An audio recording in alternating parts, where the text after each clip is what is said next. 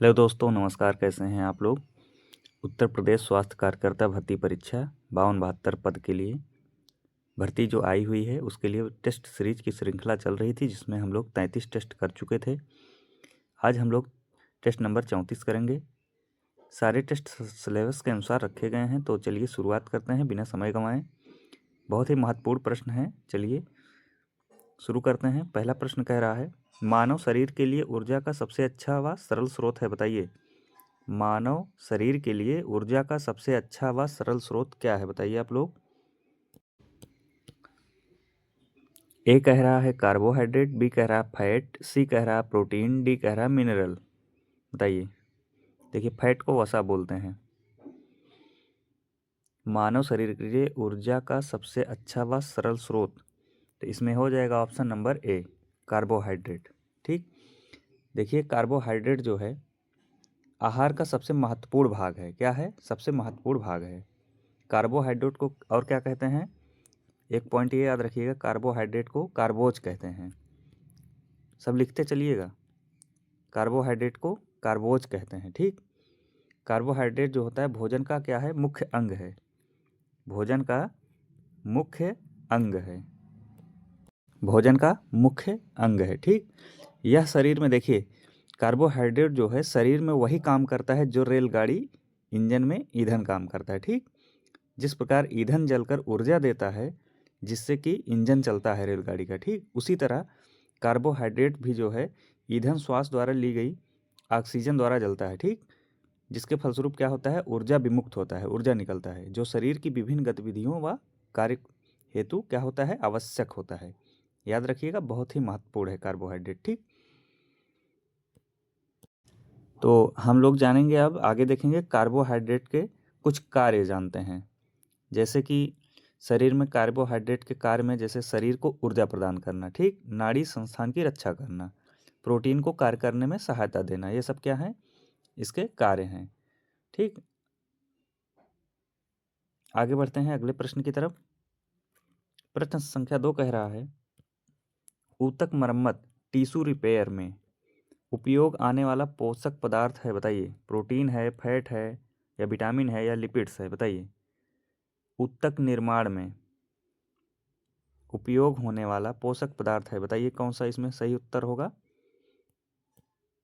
चलिए बताइए क्या होगा इसमें।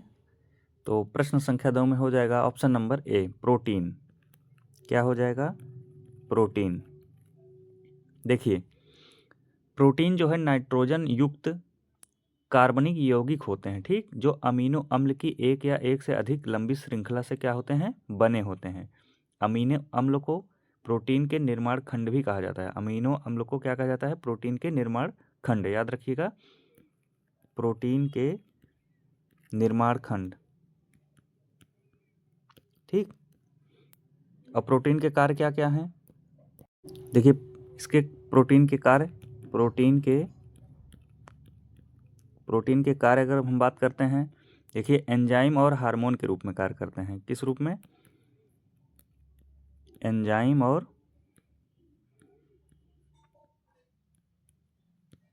हार्मोन के रूप में। ठीक। और घाव भरने और ऊतक के पुनर्जनन को सक्षम करने में। घाव भरने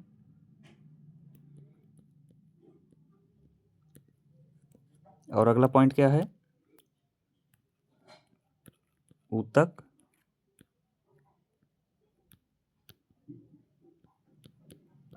ठीक, टिश्यू रिपेयर। ठीक, आगे बढ़ते हैं।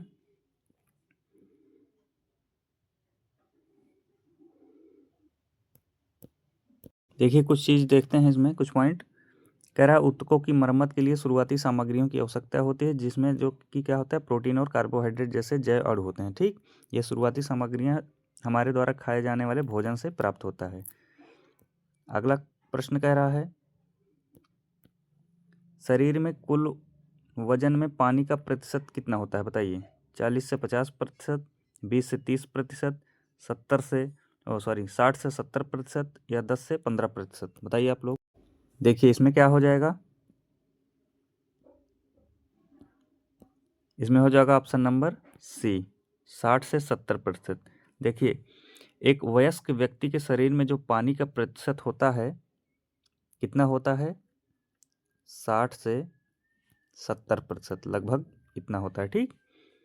लेकिन यह कई कारकों पर भी निर्भर करता है, जैसे कि उम्र हो गया, शरीर का प्रकार हो गया, ठीक, इस पर भी निर्भर करता है। जनरली 60 से 70% लिया जाता है, ठीक। अगर शिशुओं की बात करें, शिशुओं की, तो शिशुओं में क्या होता है?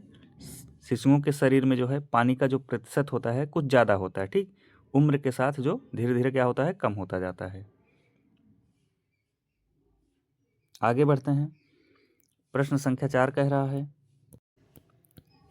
फीडिंग ट्यूब के सही स्थिति में होने का पता चलता है, बताइए।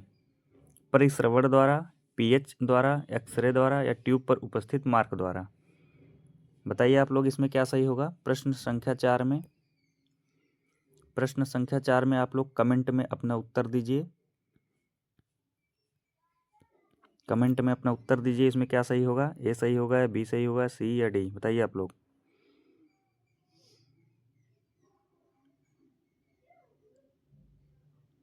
आगे बढ़ते हैं प्रश्न संख्या 5 की तरफ। कह रहा फोलिक एसिड अवशोषण कम करने वाली दवाई है, बताइए। बताइए इसमें आप लोग क्या सही होगा, एम्पिसिलिन, सोडियम बाइकार्बोनेट या पेनिसिलिन। अगला है एमिट्रिप्टिलाइन, बताइए प्रश्न संख्या 5 में क्या हो जाएगा। प्रश्न संख्या 5 में आप लोग बताइए क्या हो जाएगा।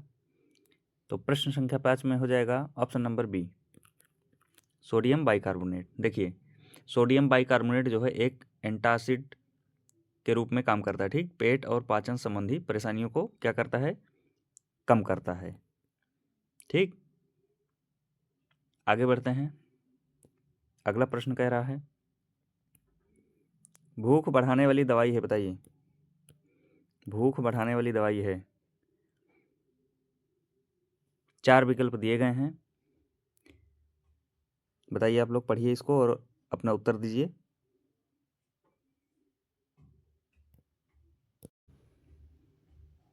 एम्फोटेरिसिन, प्राइमिडोन, साइप्रोहेप्टाइडाइन, फिनाइटोन, बताइए फिनाइटोइन। तो क्या हो जाएगा इसमें, प्रश्न संख्या 6 में, इसमें हो जाएगा ऑप्शन नंबर सी। देखिए साइप्रोहेप्टाइडाइन के मुख्य लाभ, पहला क्या है, एनोरेक्सिया में। अगला भूख न लगना, प्रेगनेंसी में भूख न लगना और एलर्जी, इन सभी चीज़ों की दवाई क्या है, साइप्रोहेप्टाइडाइन, ठीक। चलिए आगे बढ़ते हैं।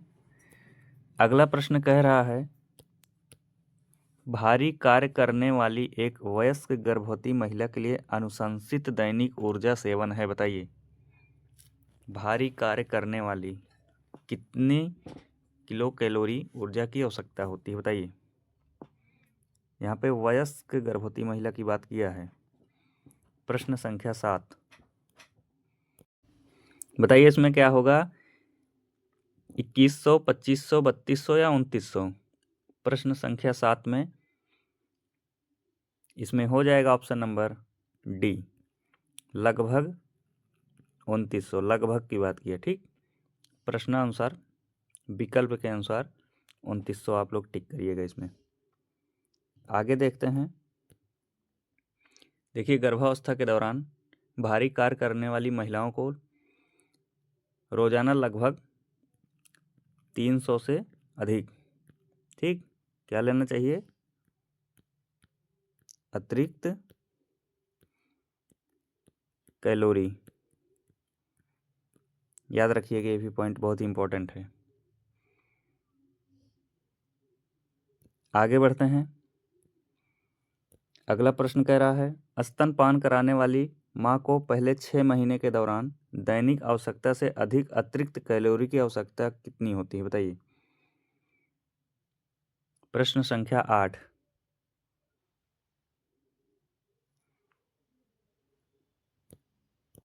देखिए इसमें आप लोग 300 मत लगा दीजिएगा, क्योंकि वहाँ वयस्क की बात किया था, वयस्क महिला की, और यहाँ पे स्तनपान कराने वाली महिला की बात की है, ठीक।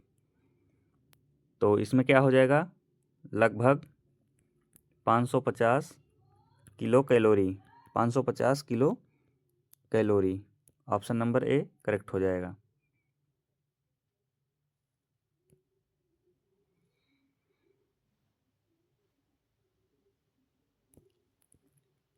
अगला प्रश्न कह रहा है, भारी काम करने वाली एक वयस्क महिला के लिए अनुशंसित दैनिक ऊर्जा सेवन है। बताइए आप लोग, 1800 किलो कैलोरी, 2100 किलो कैलोरी, या 2300 किलो कैलोरी, या 2400 किलो कैलोरी। देखिए प्रश्न संख्या 7 सेम इसी तरह था, लेकिन वहाँ पे क्या बात किया था, वयस्क गर्भवती महिला की बात किया था। यहाँ केवल वयस्क महिला की बात किया है। दोनों में यही अंतर है, याद रखिएगा आप लोग, ध्यान दीजिएगा। क्वेश्चन इसी तरीके से पूछता है घुमा फिरा कर। यहाँ केवल वयस्क महिला की बात किया है, और वहाँ वयस्क गर्भवती महिला की बात किया था। तो बताइए आप लोग क्या होगा इसमें, प्रश्न संख्या 9 में हो जाएगा option number D, 2400 kilo calorie. चलिए आगे बढ़ते हैं। अगला प्रश्न कह रहा है, एक मध्यम कार्यकर्ता के लिए देर से गर्भावस्था में ऊर्जा की आवश्यकता होती है। प्रश्न संख्या 10, यहाँ पे क्या बात किया है, मध्यम काम करने वाली। तो क्या हो जाएगा ऑप्शन नंबर 10 में, सॉरी क्वेश्चन नंबर 10 में,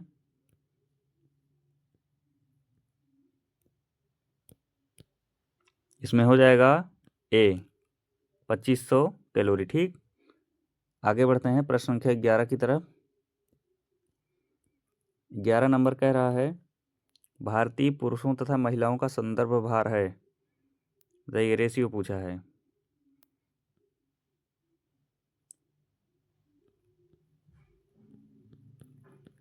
पुरुषों और महिलाओं का संदर्भ भार,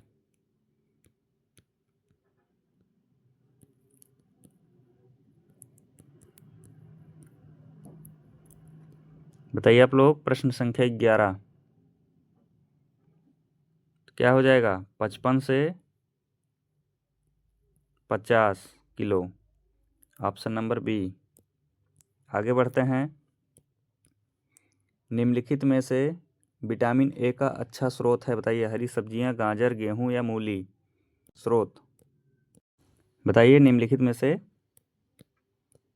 विटामिन ए का अच्छा स्रोत। तो इसमें हो जाएगा गाजर, ठीक। गाजर जो है विटामिन ए का एक अच्छा स्रोत है। गाजर में और क्या क्या पाया जाता है, बीटा कैरोटीन होता है, याद रखिएगा, बीटा कैरोटीन होता है गाजर में, ठीक, जिसे शरीर विटामिन ए में बदल देता है, ठीक। और गाजर में विटामिन ए के अलावा और क्या क्या होता है, बायोटीन, ठीक, बायोटीन और पोटेशियम, याद रखिएगा, बहुत ही इंपॉर्टेंट है। इसके अलावा विटामिन K1 भी होता है गाजर में, ठीक, याद रखिएगा। विटामिन ए और किस किस चीज़ में पाया जाता है, शकरकंद में भी पाया जाता है, ठीक, तरबूज में भी, याद रखिएगा, मक्खन में भी।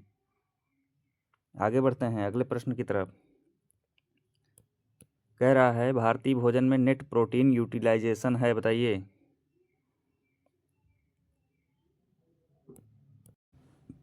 क्या हो जाएगा, 50 से 80, 10 से 20, 40 से 60, या 30 से 40, बताइए आप लोग।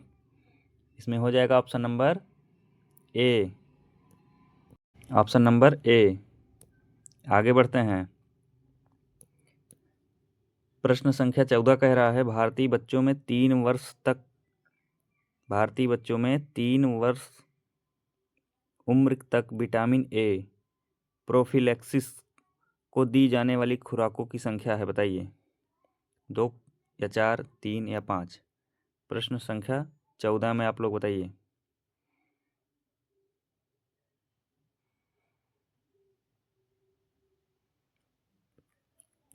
Option number D is correct. आगे बढ़ते हैं, अगला प्रश्न कह रहा है गर्भवती स्त्री में एनीमिया की रोकथाम के लिए गोलियां 100 mg लिमेंटल आयरन की गोली दी जाती है। बताइए इसकी न्यूनतम संख्या पूछा है कितना, 150, 200 या 100 या 125। प्रश्न संख्या 15 में बताइए आप लोग।